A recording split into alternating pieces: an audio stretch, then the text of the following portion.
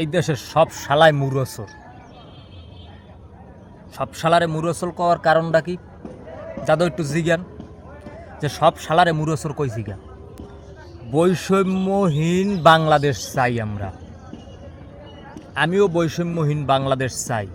কিন্তু আমার প্রশ্নটা হয়েছে বৈষম্যহীন বাংলাদেশে কেন বৈষম্য থাকবে?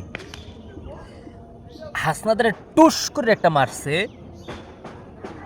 আর একজনের টুস করে একটা মারছে, সেই জায়গায় বৈষম্যহীন লোকজন কে করছে কে না করছে কেডা করছে, আমরা রাস্তায় নামে আন্দোলন শুরু করছি।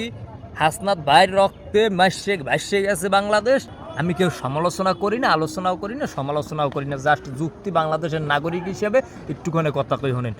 বিষয়টা হয়েছে যদি আমি সমান হই, এই দেশে যদি বৈষম্য না থাকে, তাহলে হ্যার বিচারটা যদি সাথে সাথে হয়, এই একটা দুর্ঘটনা ঘটলে যদি সাথে সাথে হয়, এই দেশে আর একজন মানুষ যদি ওইরকম একটা হামলা করে, ভিডিওতে দেখায়, এই রুম দেখায় সেই রুম দেখায়, কিন্তু সেইটার তো বৈষম্যটা পুরোপুরি পাওয়া যায় না।